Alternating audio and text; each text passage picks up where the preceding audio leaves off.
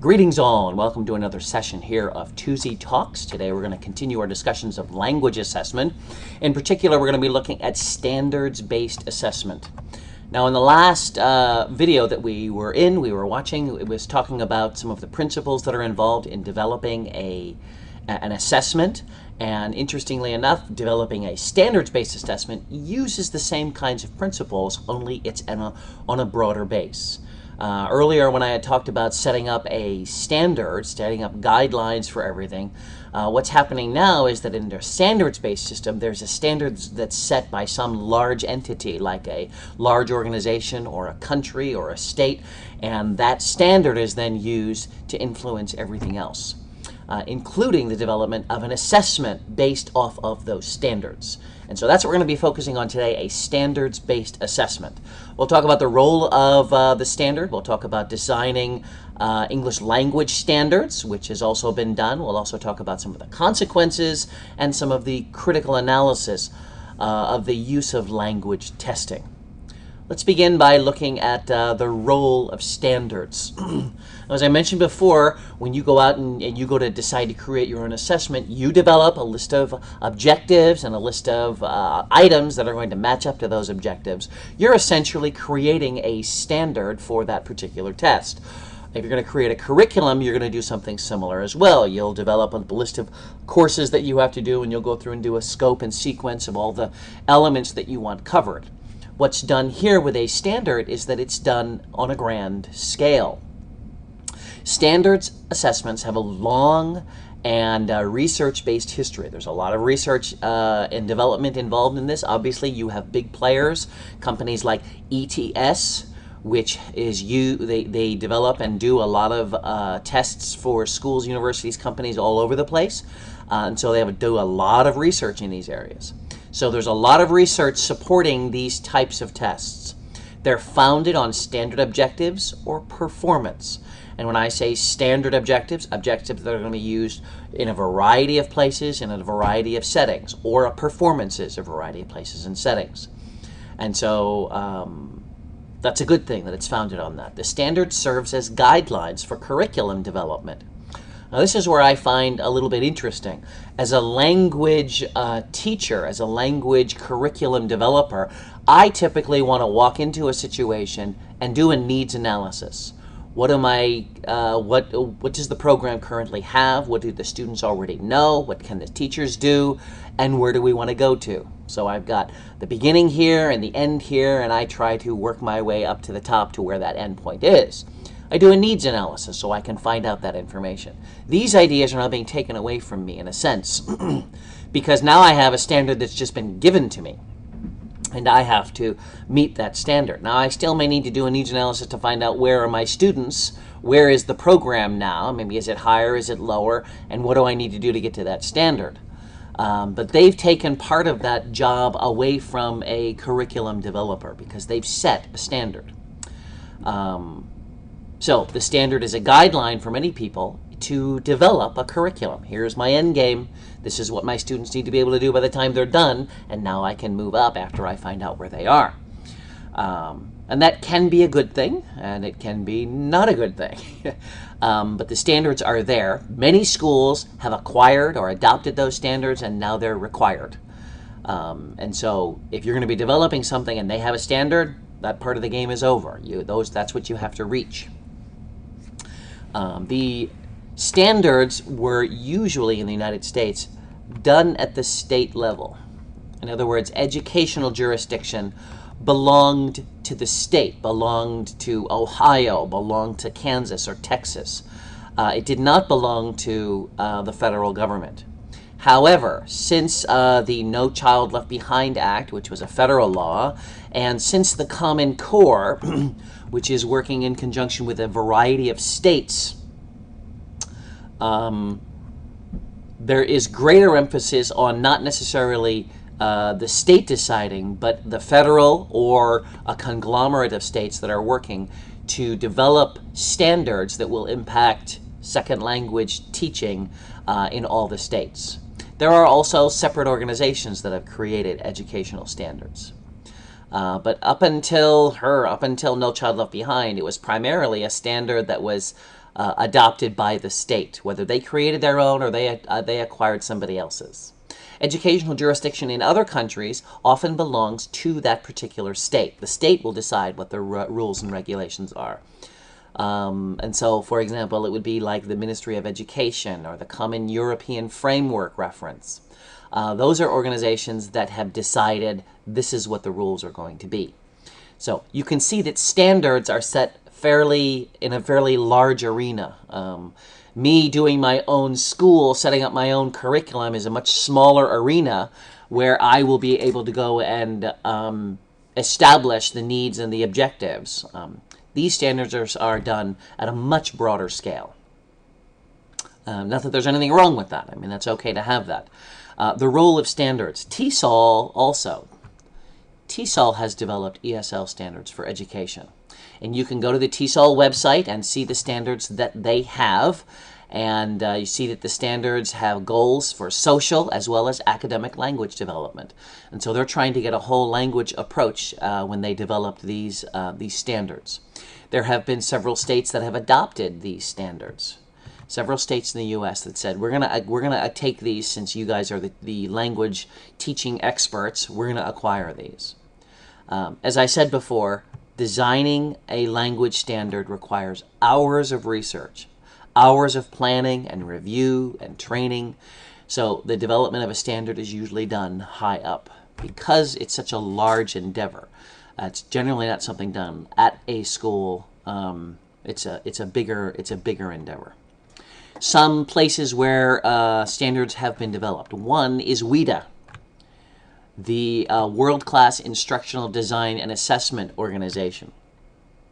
And here's their website. You can go look at them. It's a consortium of state education departments that develop standards and assessment tools for second language learners. The site is listed here. You can see that right there. There are a number of states that have done and begin using this. I know that the states, here it's already listing Wisconsin, that they're going to be adopting this, as well as other states. And you can probably see here, consortium. Who are the groups? Who are the members? Yeah. Here are all the states that have adopted the WIDA standards. So if you're in one of these states and you want to find out what is it that your K through 12 learners need, how are they going to be assessed? They're going to be assessed using the WIDA system.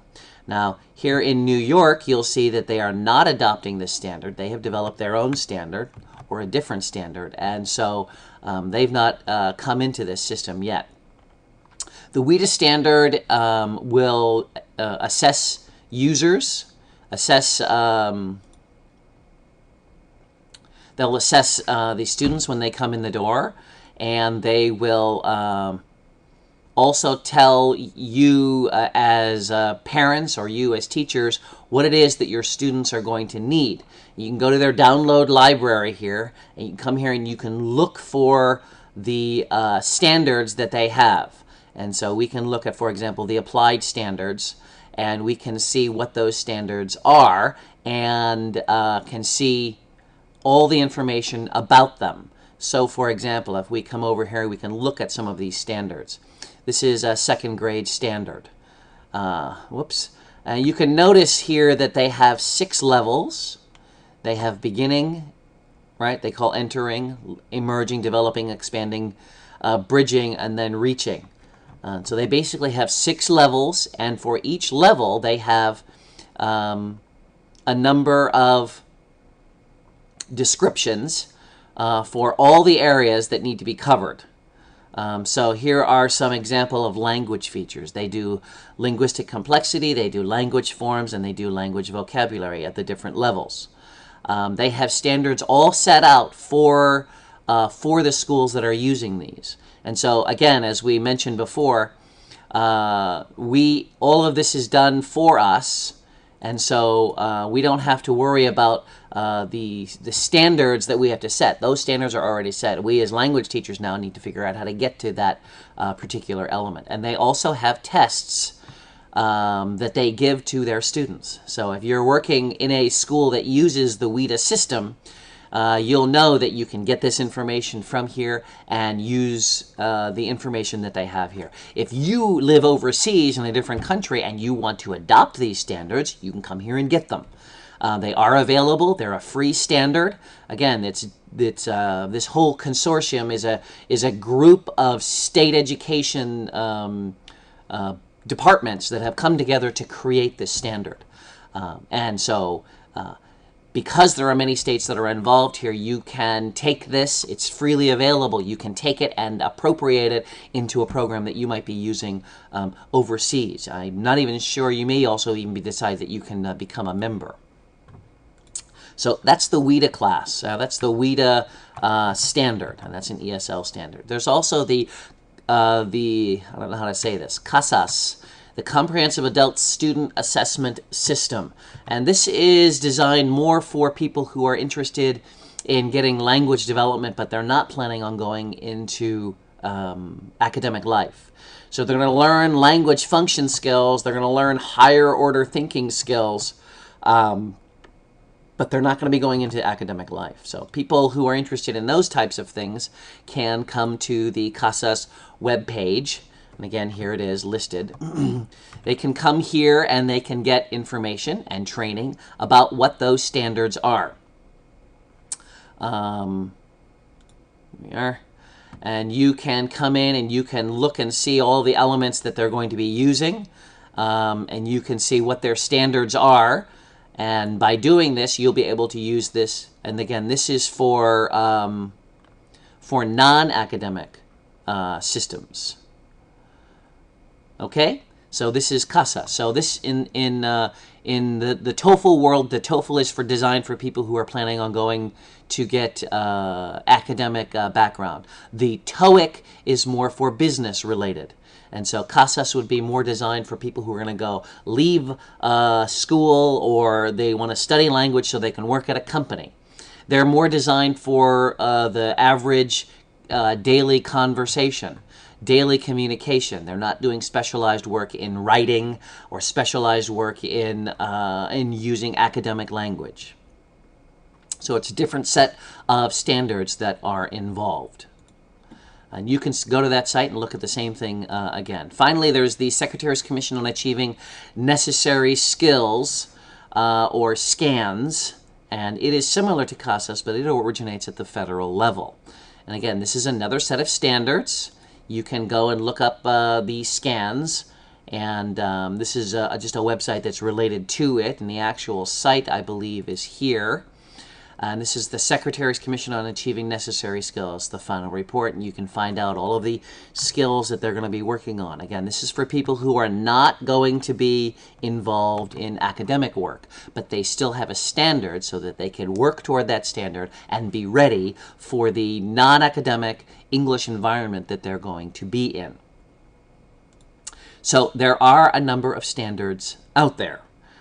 People who are using this standard, for example, are probably going to be working with kids in schools, in the public school systems or in the K through 12 system, and also prep for college. These two are going to be designed for people who aren't interested in going to a school of higher ed, but that they're going to be interested in getting a job, or they already have a job and they need to improve their skills, that type of thing. Standards that are set up at the global level, at a very high level, not at an individual school's level. There are also standards for teachers. Someone decides that they want to be a second language teacher, they need to have a variety of skills and have a certain amount of information, knowledge about their craft. Okay, so for example, they need linguistic and language development knowledge. They need to understand how to explain the language. And I find it interesting that for many, many people, including monoglots, people who only speak one language, they have difficulty explaining the grammar. They have difficulty explaining why certain things are the way they are. Even though they use it all the time. So they have a working knowledge of the grammar. They don't have a working knowledge of the meta-analysis, the meta-cognitive material, ideas encased behind them. Typically, when someone studies a second language, they begin to look at the syntax more carefully because they don't know it. And so I, for example, learned a lot about English grammar when I started studying Spanish, especially when I got further along in Spanish. And I began to see a correlation. Oh, that's why that's that way. That's why this is this way. And so I learned a lot about second language. I learned a lot about English grammar because I studied a second language. So anyway, teachers need to have a certain level of knowledge of the linguistics and the development of language. They also need to understand the culture and the interrelationship between culture and language. As one of my former colleagues often said, language and culture are inexplicably intertwined.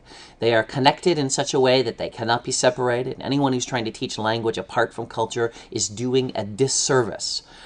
So culture is a part of language, language is a part of culture, and so we need to be teaching them together. However, if I've not been outside of my culture, it's more difficult to try to assess and understand what those components are. All this to say, a good language teacher, a good second language teacher, is one who has second culture experience. To go outside of your comfort zone, to go out and see how you're viewed from the outside, to go out and see what those idiosyncrasies, what those normally non-communicated components are in culture. So teachers need to have that as well. Teachers also need to know how to plan and manage their instruction. They need to know how to do classroom management. They need to understand how to organize a lesson. The standard education type of requirements that any teacher would need. Okay, so TESOL teachers, ESL teachers need linguistics information and cultural information as well as the educational information. Now, having this requirement, the question then becomes how do we assess this? What's the standard for assessing a teacher? And there are some standards. We need to assess the knowledge of the standard, what do they know, and then a performance-based assessment. What can they do in their classrooms? Do they do what they're supposed to be doing in their classes? Now we're talking about teacher standards, right? And those standards are coming along. One of them is called the EdTPA. This is the Teacher Performance Assessment. And anyone who is for example, in the state of New York and you want to be a teacher, you will be required to perform and complete an EdTPA. You will need to do a performance assessment. Within the assessment, you'll need to have your courses, your teaching activities recorded, and they will be analyzed, and you'll need to explain a rich description all the way through as to why you did what you did, how you did what you did, and the results. And if you've made a mistake, you explain what that is and how you would have corrected it, and so it's a rather intricate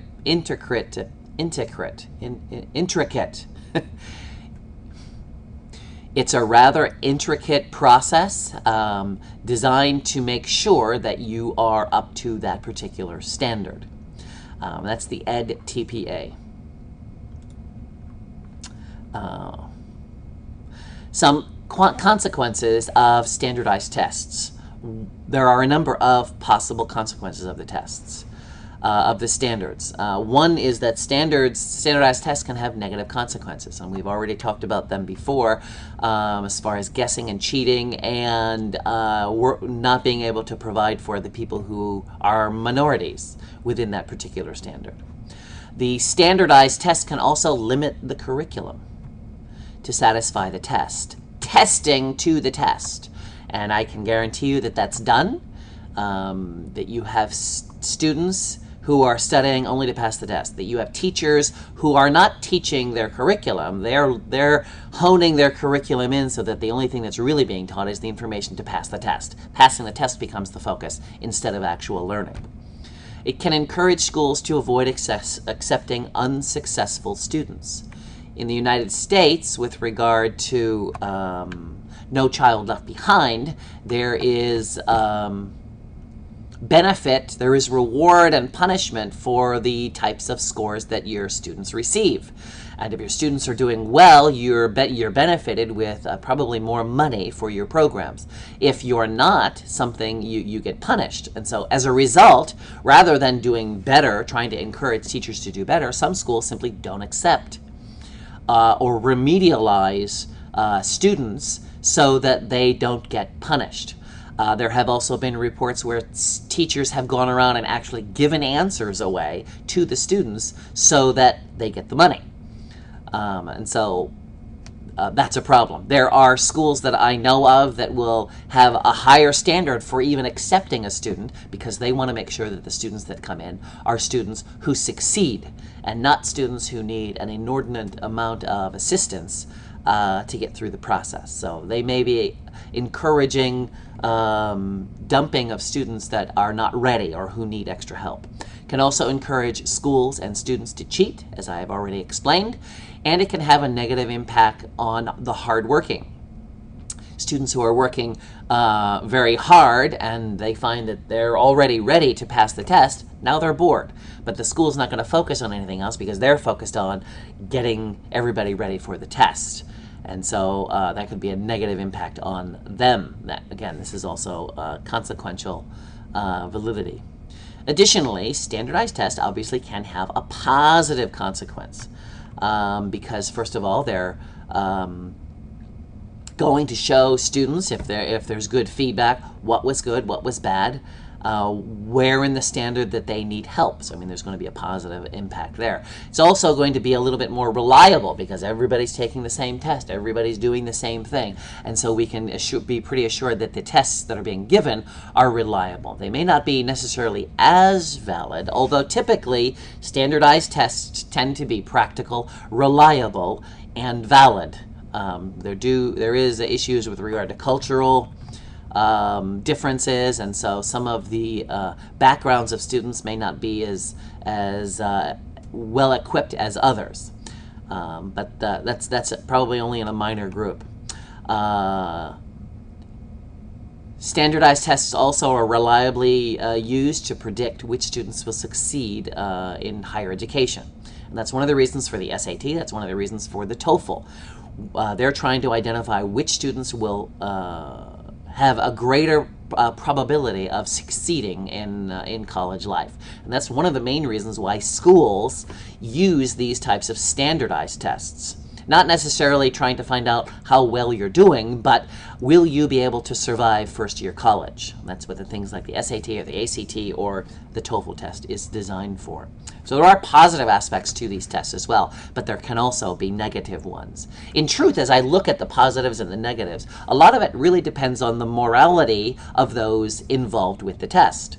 For those who want to cheat, for those who are concerned only about success, there's going to be a possible negative washback. For those who aren't concerned about those things, they're concerned about excellence, they're concerned about doing their best, they're concerned about making sure that things are reliable and fair, those are the ones who are going to have more success with a standardized test. And those are some of the consequences. Let's also talk a little about some of the questions with regard to these consequences. What about the small minority of test takers who are not fairly assessed?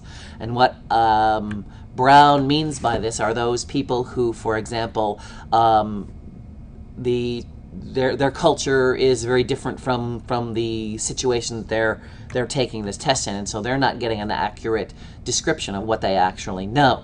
Or they were sick, or they were traumatized, or for some other reason they were not graded properly because of something that was out of their control. What do we do with those? And that's a question, obviously, that needs to be answered as these standards are being used. Are standardized tests sufficient? And I would say no. They are sufficient for probably answering the questions that need to be answered. For example, can you survive a particular year? Have you completed the objectives of a particular gateway? Those answers will probably be yes, but is it going to be sufficient to help students move from one level to the next? My assumption is that it's not. That's really not what they're designed for. Do institutions and companies need a more comprehensive picture of incoming second language learners? My thought would be yes. Again, since a lot of these assessments are more receptive in nature, performance-based assessments are also going to be good, as well as interviews. Most of these assessments that people get are more quantitative in nature, are more numbers-based. There's less description going on. Now, there is a rich description. I know that within the TOEFL there's some rich description. But getting multiple layers of description, of assessment, is going to provide a better picture of what's going on with the individuals who are taking those tests. Next question, does the current assessment-driven educational system discourage students from creativity, innovation, and personal interest? My thought is that for some students, absolutely. They are burned out because of all the testing that needs to be done. Students today, as they're finishing a year's worth of school, not only do they have their own classes, exams that they need to do, but they typically have about a week's worth of exams that they're going through, at least from the experience of my own family. They have lots of tests that they need to complete, all for the state, all for these greater assessments, and they're not happy about it. There certainly does kill their desire to want to study, at least in those venues. Now, just an aside, some of my own children love to study. They live on YouTube because they enjoy looking at the science or the history. Obviously, they also look at all of the banality that is on the internet as well. But they learn from reviewing things that are on the internet. That's a learning opportunity for them. Okay. The tests, however, definitely discourage, at least from my experience, discourage some students from wanting to continue studying. Another interesting thing is there are the number of people who are beginning to opt for things like homeschooling and leaving that testing system, or at least they think they are.